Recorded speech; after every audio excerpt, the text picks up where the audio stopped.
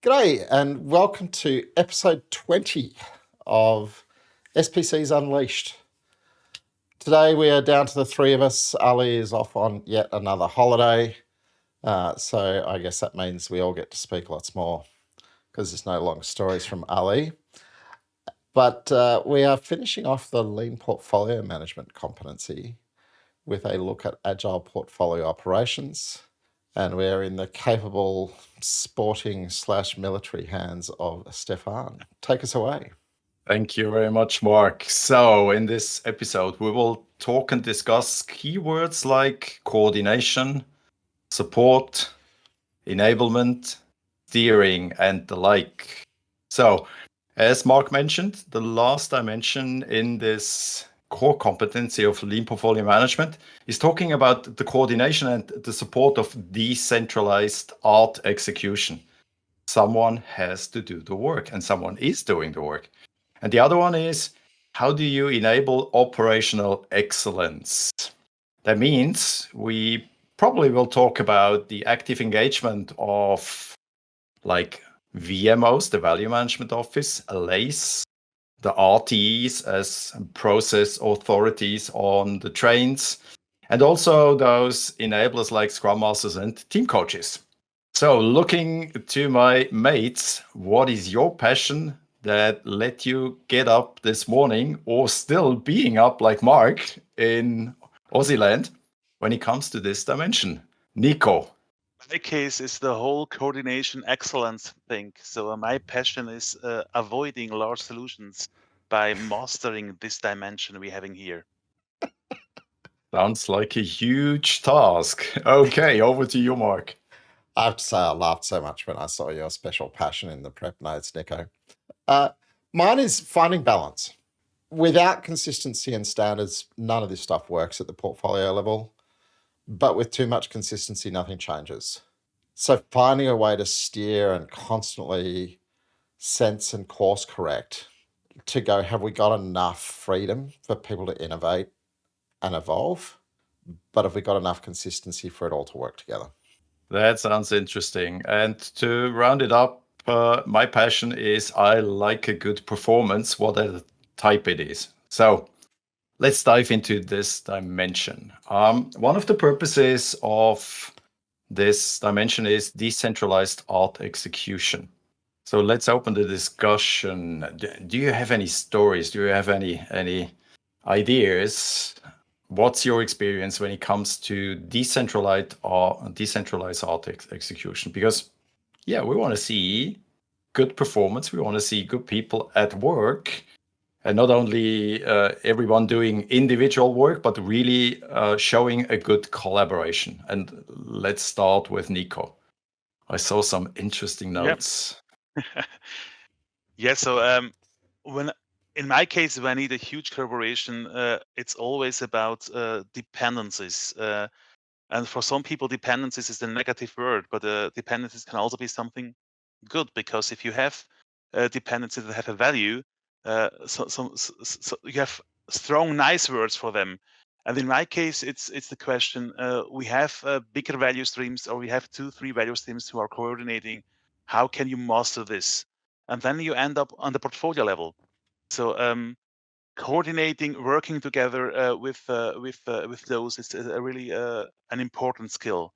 And in my case, I say to the customers, when they want to have a large solution, they need my signature that they can move to large solutions. Otherwise, I don't allow it.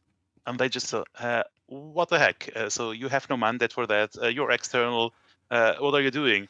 But it facilitates a discussion about how much do we coordinate, how much do we decentralize, do we need this large solution, what can we do on the portfolio level? And I think in all the last years, I did say I had only one real large solutions, and the other I was able to either convince them not doing that, or they went to large solution when I left, and now they're returning back away from the large solution. So this whole decentralizing, this whole coordination thing, it's for me coupled with large solutions, yes or no. So yeah, you need this coordination. In my case, I have a separate dedicated coach on the portfolio level looking for all these issues because you don't have a solution train engineer, you don't have a solution manager. You need somebody taking care of this because portfolio is already under the water. They're already working too much. So these are a little bit my stories. What are you interested more, or what resonates with you?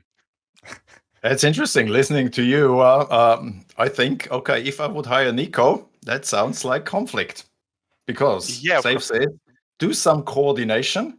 And now this guy tells us don't do this large solution thingy because there we would have all the elements, we would have some events and stuff like that.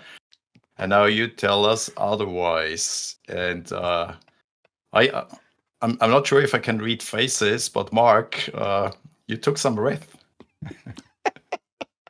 Look, I'm with Niko. What's the fewest number of layers you can have? And Interesting.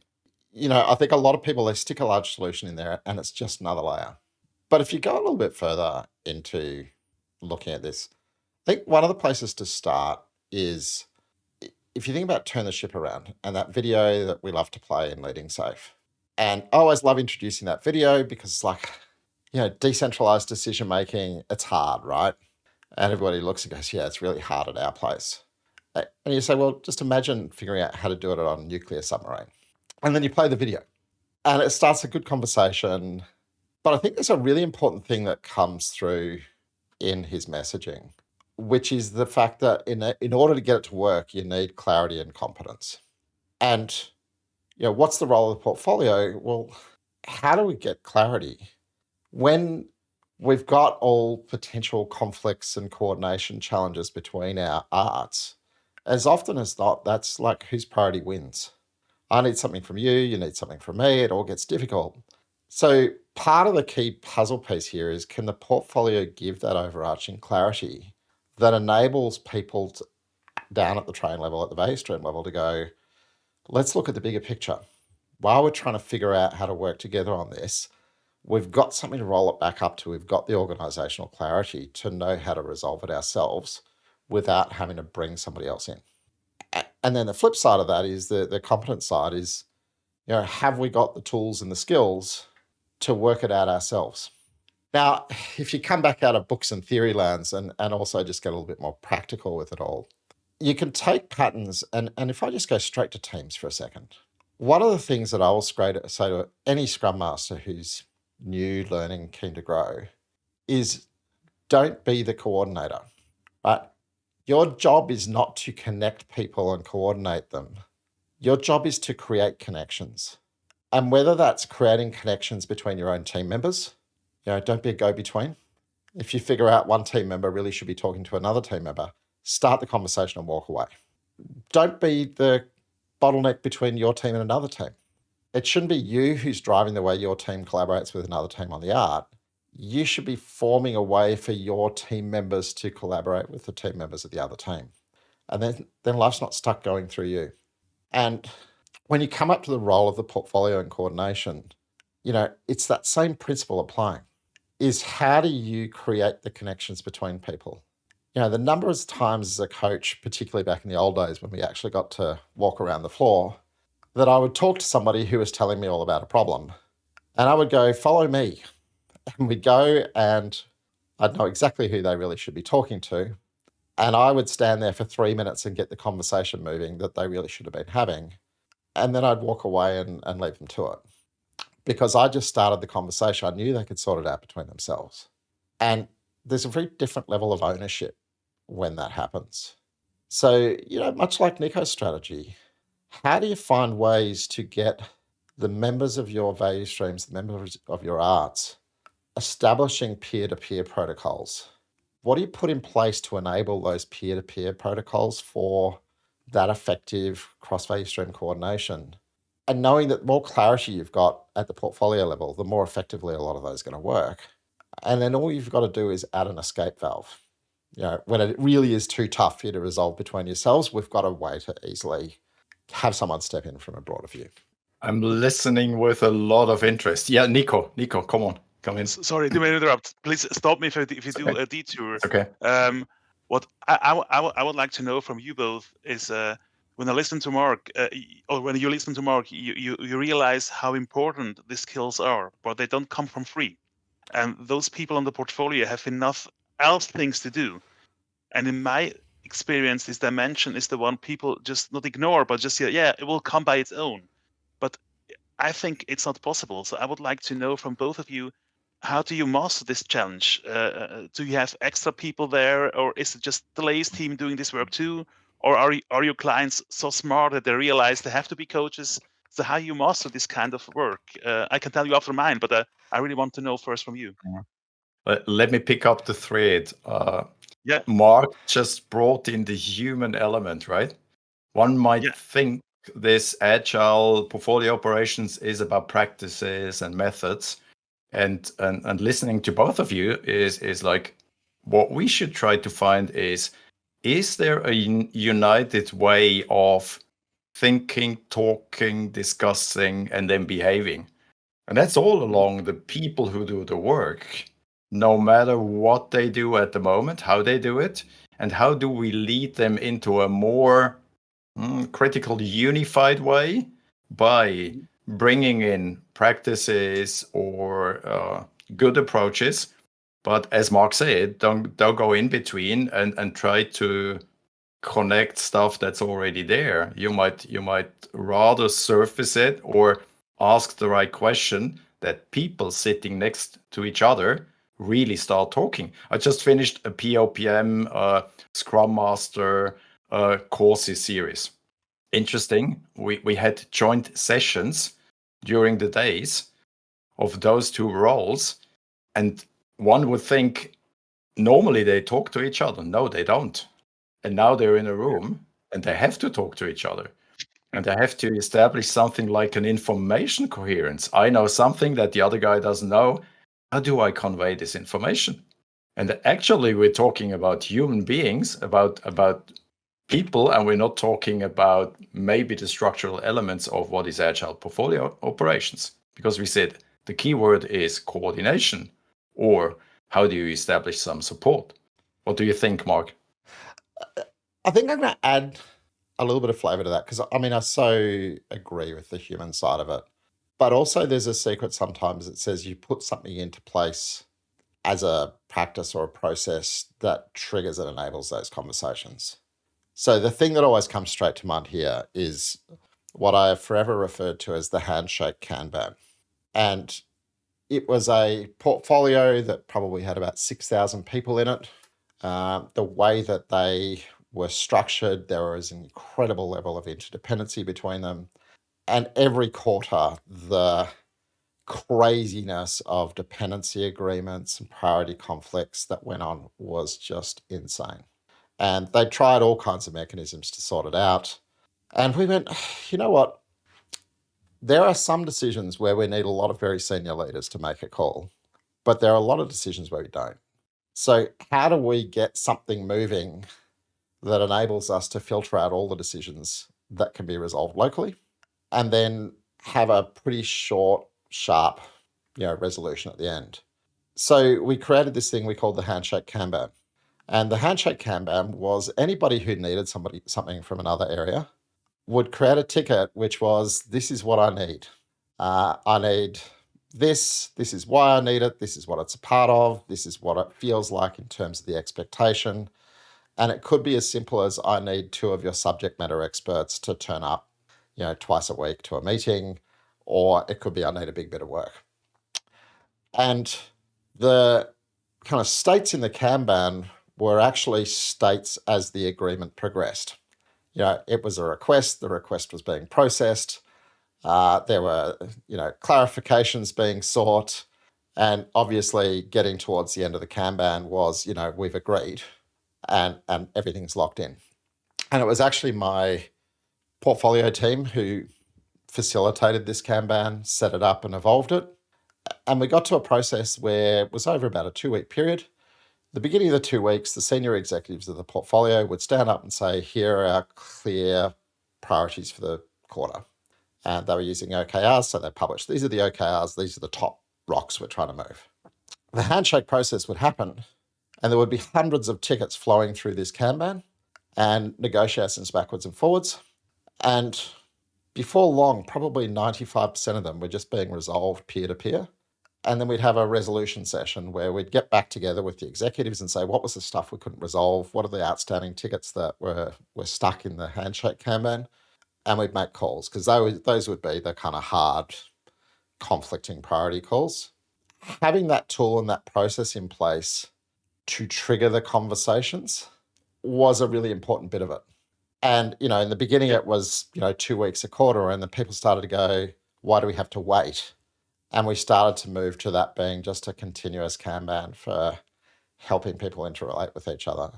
So there's very much a human and a relational aspect, but it's also, and if you go back to Switch, right, you got to shape the path. How do you make it easy for people to have these conversations? So I heard from you, Mark, this peer conversation or bringing the right people together based on what they know, on starting creating this information coherence allows this alignment, right? Yeah. And then tying it to, as you said, what's the biggest rocks we can move, and where we can't do it, let's find a better way where we then might add more people to our peer group and find out what is really alignment and how do we move forward, right? Yeah. So you heard two answers. Niko, are you happy? Because you asked I'm the happy with question. that. I'm happy with that. And thank you for allowing this detour. It was very valuable. Thank you very much. Anyway, it's called a discussion and not following a script, right? So Perfect. some of the keywords like coordination, we already covered that a little bit. Let me throw in another aspect of Agile Portfolio excellence. One of my topics I really like is what is innovation? And when you talk about innovation, what is the speed of innovation? And innovation could be small steps, small improvements on a daily basis, on a cadence basis, but there are the big leaps. And in this dimension, there is a lot of guidance regarding what type of lean thinking principles you could use. And again, from your experience, where would you start focusing to leverage this excellence on a portfolio level? And I would like to hand the talking stick again to Mark, because I'm fascinated when you talk about lean portfolio management. All right. So if we're going to talk lean, I'm going to talk Taiji Ono straight away. Cool. Without standards, there can be no Kaizen. And this is probably the challenge, right? And particularly if you think about when people normally start lean portfolio management, they've got arts in motion. Right? There's a bunch of arts, and every art has done some stuff to make it work for themselves. And no two arts will look the same. And, goodness knows what they are. It might be the different definitions of done. It might be different Kanban states for their art Kanbans. And then all of a sudden the portfolio comes in and you're starting to try and assemble new views. And to build the bigger picture, you have to introduce enough standards to be able to start to build that aggregate view. And this can be a challenging moment because all the arts push back and they go, well, that's not very agile. And how you find a way to get to that where we do have shared standards so that we can have the bigger picture is a really interesting one. And if you go to, well, what's the principle that you're playing with here? Really, you're playing in the systems thinking world. And particularly, you're starting to think about local optimization and global optimization. Because what each of those arts has done is they have achieved a local optimization. How do we make this work best for us in our context with our people for the solutions we work on? And now you've got a portfolio going, actually, I want to optimize a different level of system. The boundary of my system is no longer the art. The boundary of my system is the portfolio. And what you know as soon as you start to dig into systems thinking is that sometimes to achieve global optimization, you have to do some local sub-optimization. It's a little bit worse for you because it's better for everybody. And this becomes the journey of Agile Portfolio Operations.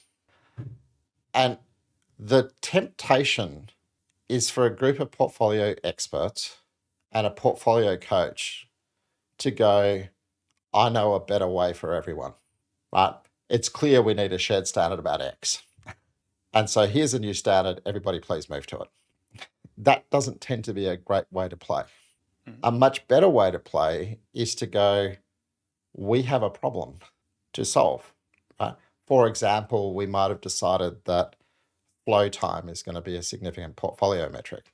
But because of the way that different people manage their Kanbans and their backlogs, there's no obvious way to consistently report on flow time. So there's our problem. We need to start to treat flow time as a first-class citizen portfolio. We've got no consistent way of doing that. How do you then enlist the members in solving that problem together? Right? A shared standard that's actually co-created by the people who are going to follow it's a much more powerful shared standard. But then you follow the Toyota practice that says you put a date on it. We've got a shared standard. We agreed it today.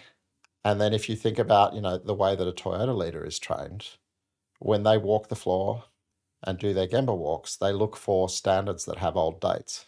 Because a standard with an old date is an indication that no improvement's been made in that area for a while.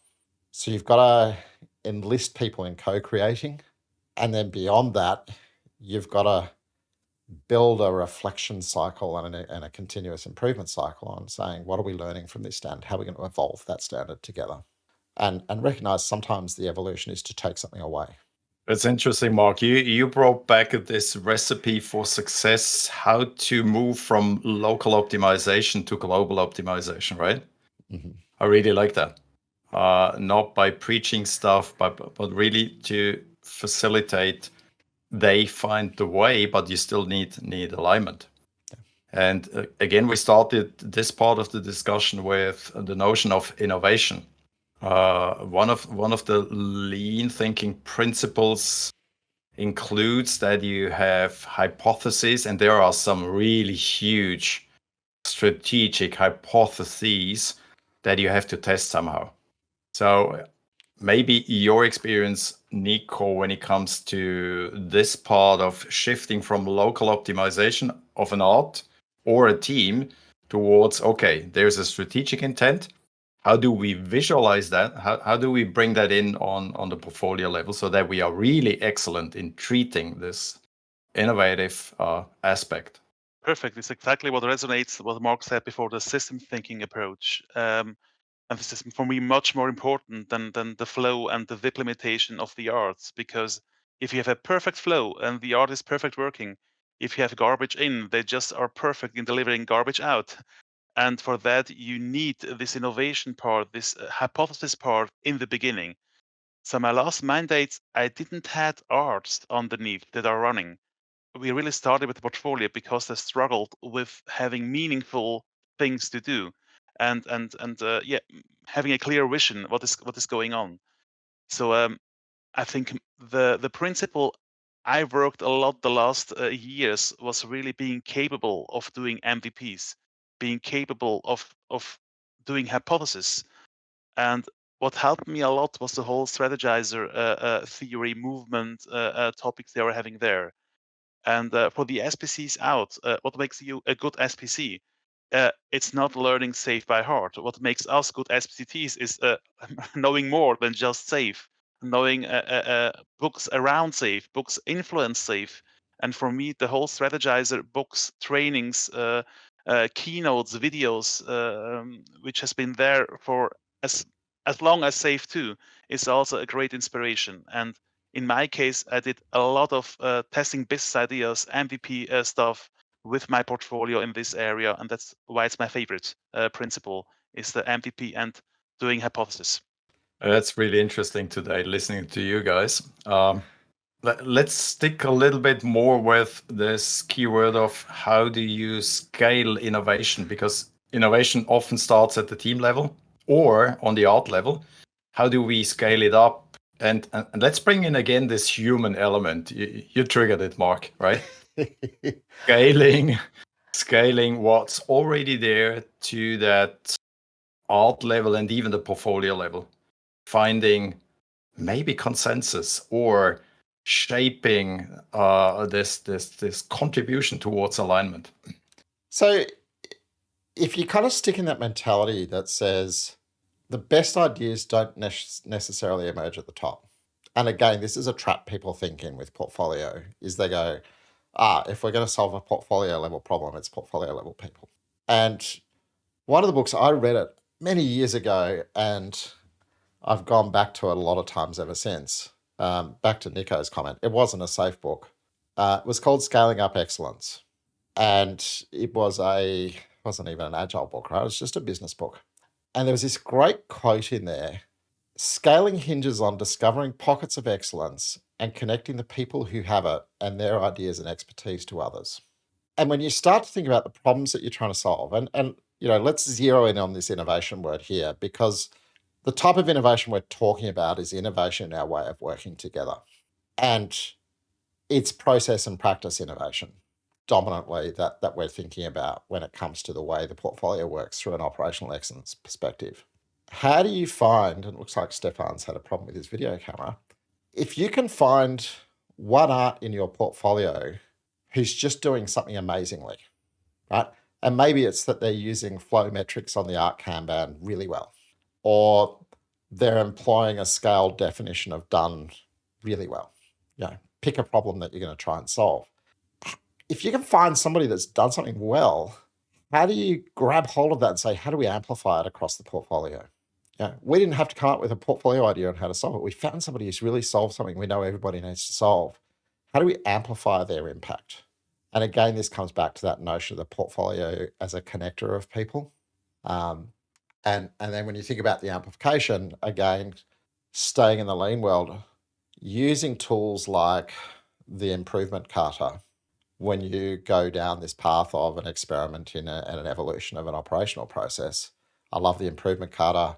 The other one, back to the strategizer, the hypothesis validation canvas is a brilliant one for that. So that's me. How about you, Niko? Yes, exactly this. So it's using these tools, and for using these tools, it's not about teaching and workshopping to be able to learn.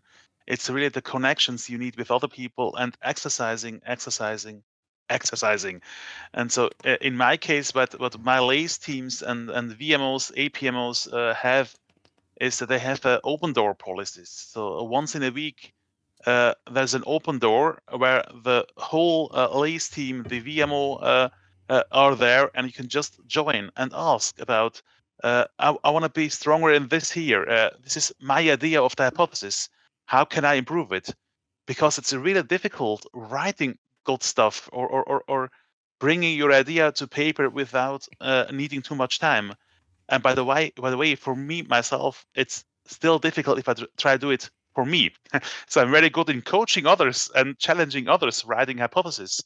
But when it comes to me writing a business case, I'm also struggling. So having connection with other people, having the possibility and the time connecting with them, it's really a cool thing. So this open door thing allows the people having a low barrier, coming, asking, showing, getting support. And if you need more support, you just get an appointment the next day. This was really a catalyst for the whole transformation. Not only trainings and workshops, but also being there for the people and helping them. So plus one what we have said, and I try to bring some more stories in. Let me pick up the thread from both of you. The human element. Early in my consultancy career, I learned from a very smart lady who was kind of a mentor for me. And she said, if you come into a new environment, to a company, to a transformation environment, there's two groups of people you have to get to know pretty fast because they have valuable information for you. And could you guess what she told me? Do you have any idea? Question to you guys. So in my case, is the kitchen crew.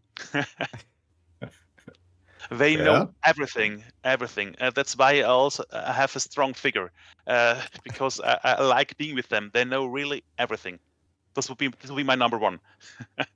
Okay, Mark, who would you go to at the first day to get the most out of what you're dealing with?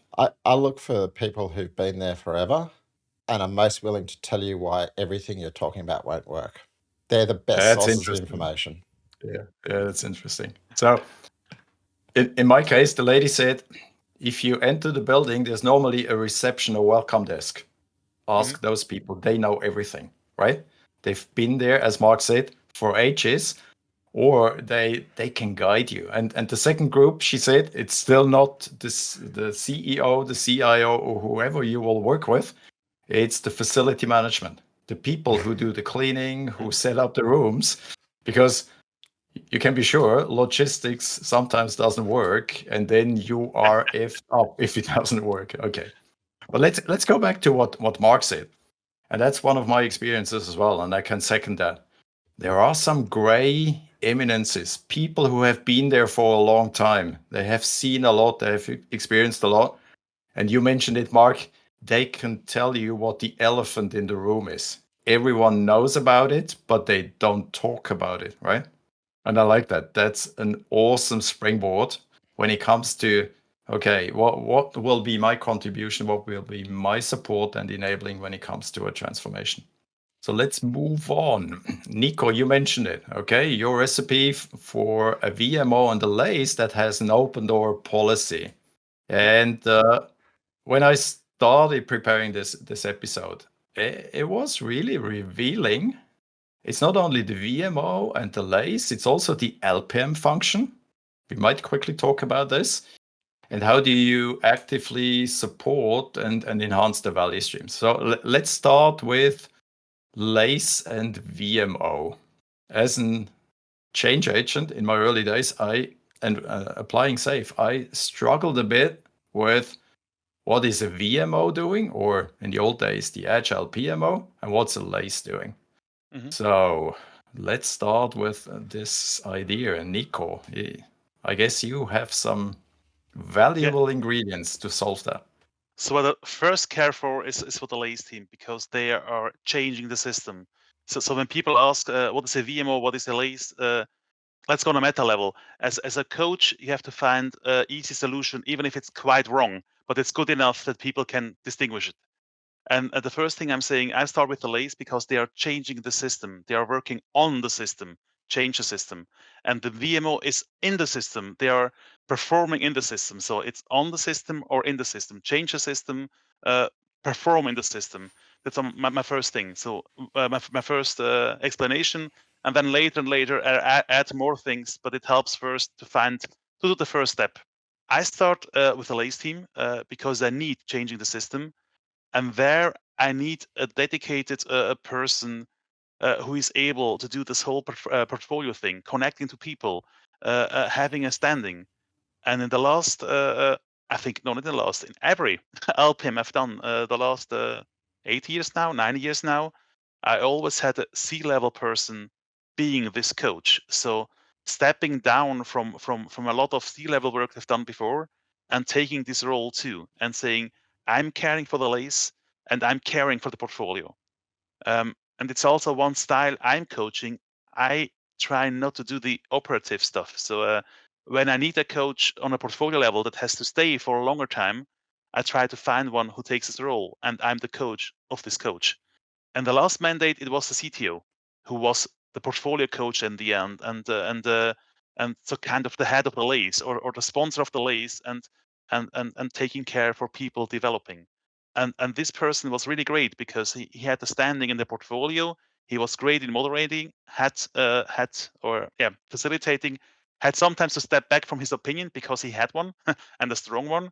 But it was really cool to see how fast this implementation went forward.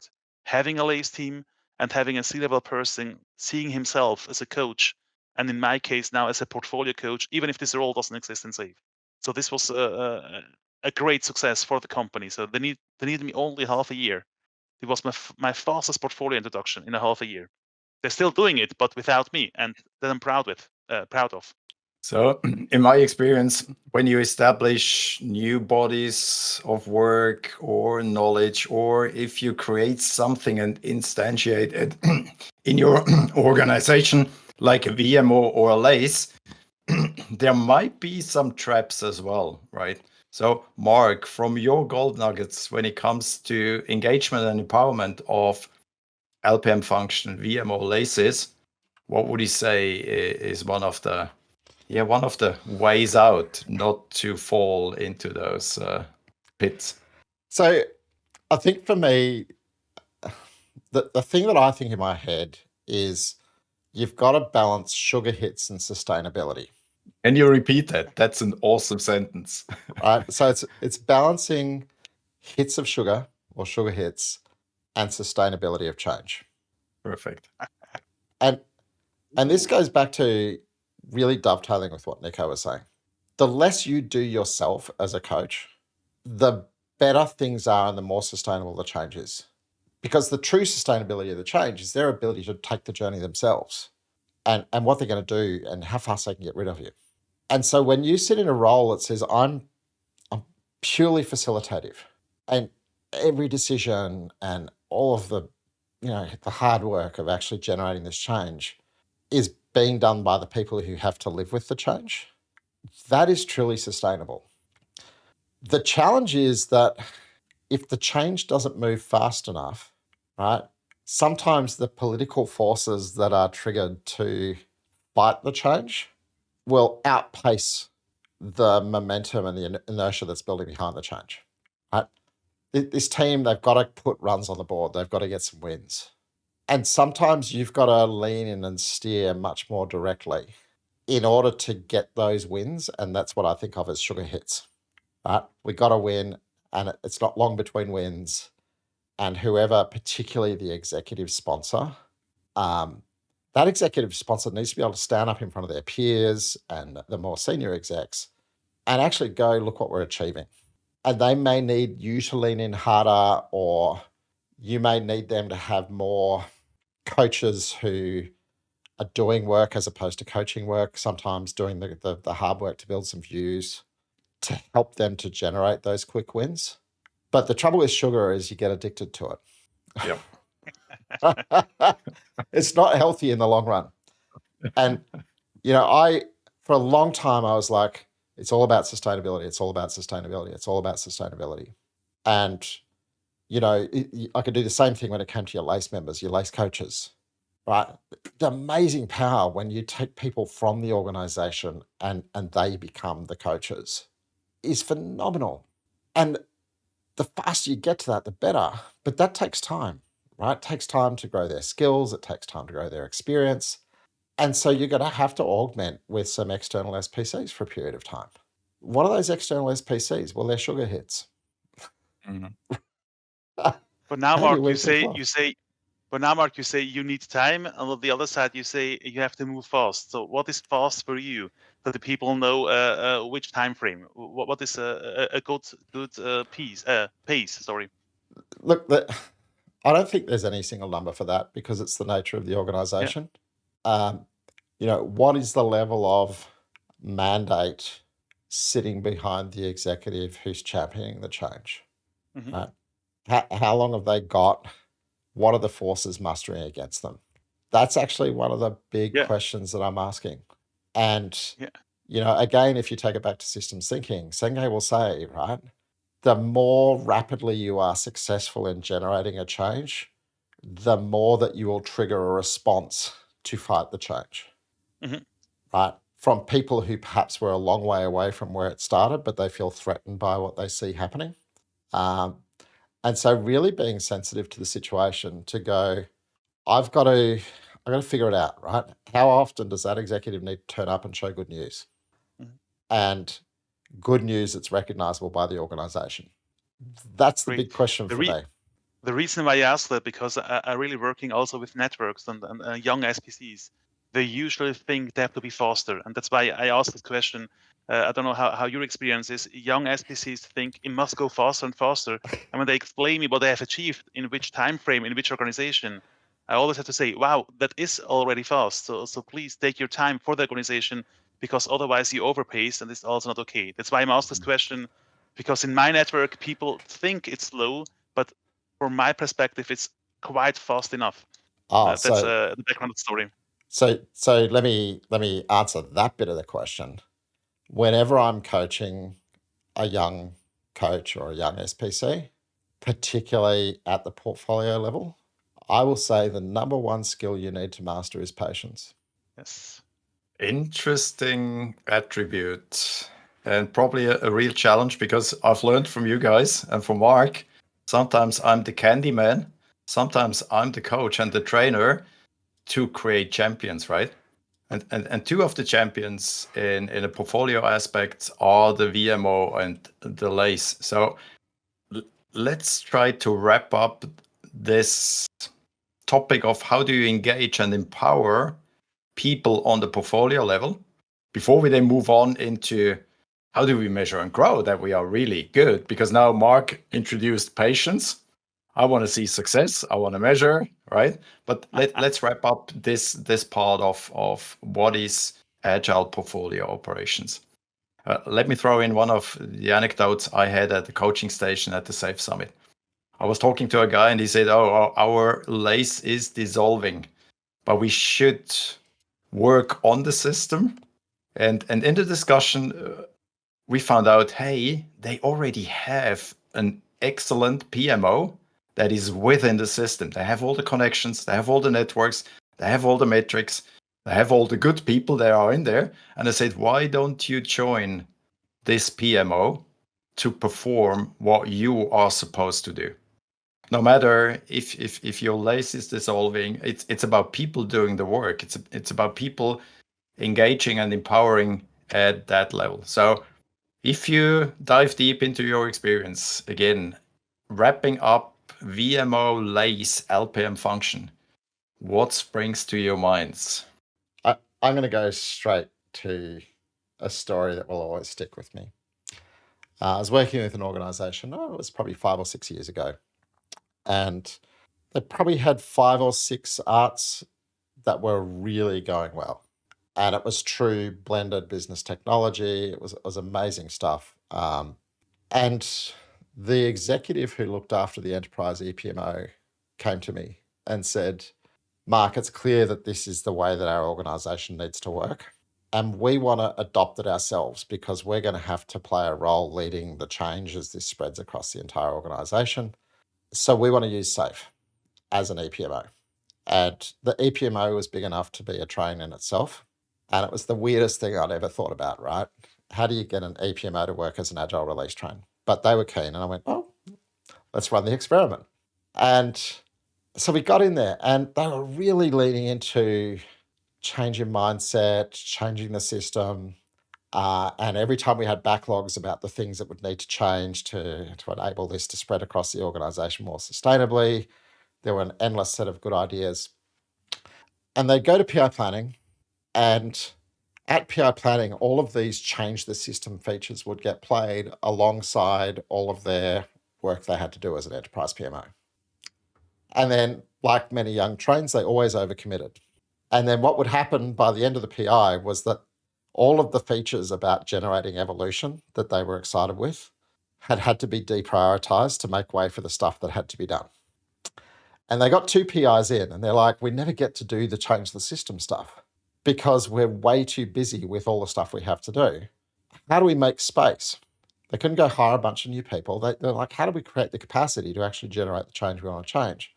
And so they started to look inwards and go, well, we've been finding in all of our PI plannings that when we make trade-off decisions, it's about value. What happens when we place a value lens over a lot of the processes we've been running for years? And, one of the first ones that they tackled was a project audit. And it was a big time chore. They had to audit every project above a certain size. And it took a lot of their capacity every quarter. And they said, look, we very rarely find an audit issue. And so we spend all this time on it. We get very little value from it because we don't find things. If we went to a sampling-based approach as opposed to a full audit of every project, we'd buy all this capacity back for ourselves to generate change. And it was such an exciting coaching conversation because it's government enterprise PMO going, we value talking about value when we prioritize. And what we want to start doing is questioning some of our low value legacy so that we can work on creating a high value new. And that for me is how do you help an LPM? How do you help that PMO? They're incredibly busy people. You can throw a whole bunch of new ideas at them. They won't have time because they're super busy. And the reality is a lot of people in the arts are also super busy generating the reporting and the artifacts and attending the meetings that PMO needs them to do. So you've got to create time for both of these groups of people to start generate change in Agile Portfolio Operations. So for me, the first place you look is, before we start to get excited about reinventing the world, what can we do to take pain out of today to actually create some time for us to start reinventing the world? And particularly as an SPC, when you start there, you learn a lot.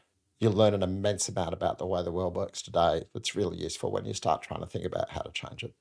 Awesome. Niko, your thoughts, your maybe advice to SPCs when it comes to the empowerment and the engagement of VMOs, PMOs, LACEs. How would you summarize that? It's the one big tool a coach has, always asking what's in for them. So the reverse question, not why do I need them, what can I do for them, just why should they do this? And if you ask this question, then you have the ideas of, okay, let's do working session, let's do open door, etc. Because that's what they need. They need some kind of help. And this story just came up resonating your story from the coaching station, because that similar experience. Somebody came to the coaching station and asked, I have so many difficulties. The people doing this and doing that and doing that. And I tell her, I wouldn't do neither. Why should I? What's in for me in this role? And I think on portfolio level, it's always a question, why should they cooperate with you? Just because you're doing safe, just because you're an SPC or SPCT, what's in for them? And that's the main question. The main advice. Just change perspective. Why should I work with you? I love that. Mark introduced me as moderator with a sports and military background. We need some facts and figures. So we have to measure when it comes to coordination, support, and foster operational excellence. So over to you guys. Who would like to start? Where did you place your sticky and why did you do that? Who would like to start? For me, it was so easy. It's really about, you need a dedicated group of people for the implementing lean portfolio management. And maybe you need even more dedicated people in the beginning than SAFE has roles. So in my case, is also the portfolio coach, a dedicated role, but you really need dedicated people. And that's my favorite one. Niko, may I be picky? I see lots of dedicated people, but they don't have the time to do that. There's a lot of dedication. How would you foster that? How would you support that you really can measure support of art execution? That's exactly the question. If I had a perfect answer, I think I would have invented a new framework. So it's really a personal thing. If you have the time, what I try to find out is what's the currency of the person who is dedicated, what he wants to have more of it. And sometimes I can show him, by behaving this way, by doing this and this, he gets more or she gets more of this currency that is important for him or her. It's not always money. They want to achieve something. So they are dedicated, and this dedication is for a currency of their own. Find this currency, and then you can help this person move where you need them. Interesting aspect. Mark, you're sticky. Where did it fly to? I don't hear you, Mark. Mark, Stephan, we don't hear you, Mark. There we go. Don't hear you. Thank you. I had to cough and I muted myself. I've got to start by arguing with Niko, right? Unusual. How unusual. We've got a dedicated group. That's easy, right? I pick I've got all my portfolio people are busy. I pick my favorite consultancy and give me 10 people dedicated. I mean it differently, but yeah. Okay, yeah. You need internal dedicated people with power. It's the right people, right? Yes. And to be honest, when I was trying to pick almost every measure and grow, and there's a few of them, I've just zoomed out so we can see them, right? There's a few. Almost everyone I looked at, I went, it's not bad, but I don't like the way it's worded. Yeah. And so I struggled.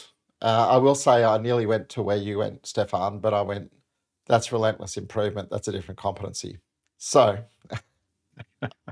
I had to pick one. And I actually picked, we support arts in moving towards objective measures of progress. And for me, when it comes to operational excellence, being able to talk about outcomes and value at the center of how you're optimizing your operational effectiveness is huge because it changes the focus of the conversation, right? What does operational excellence mean? What means that we are making more progress on the outcomes we desire. And that, to be honest, I think for an awful lot of organizations is really hard. Right? Are we actually measuring outcome-based progress or output-based progress? I've seen a lot of people who tell me about their PI predictability measures, and then you look at their objectives and it's like, they're not really outcome-based objectives.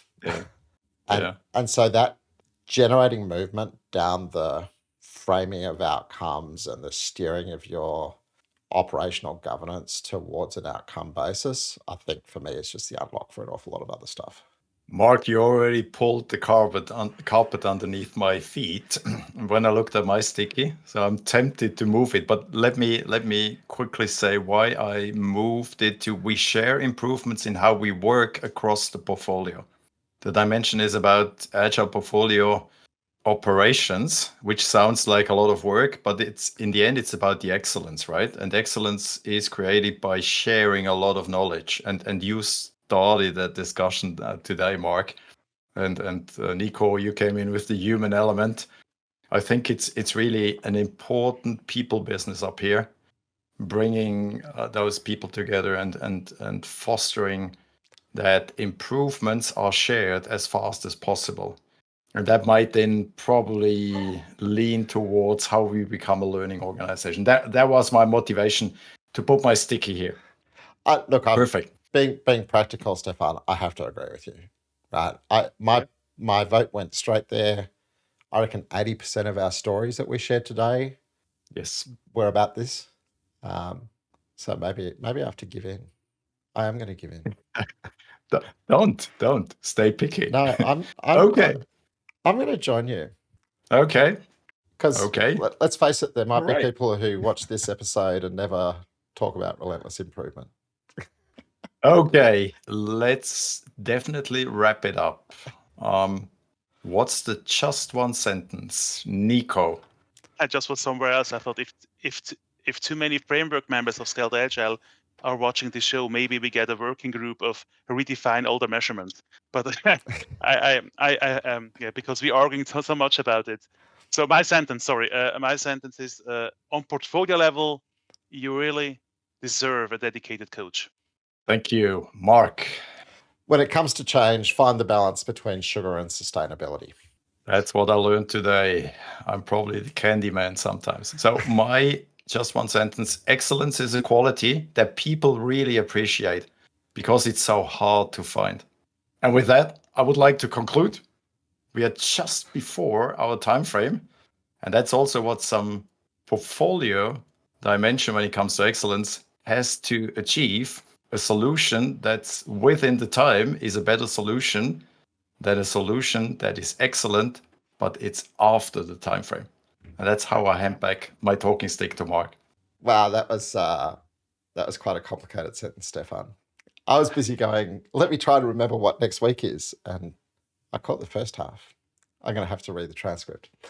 So next week, we open our final competency, which of course is organizational agility, and we will be talking about lean business operations. So join us then.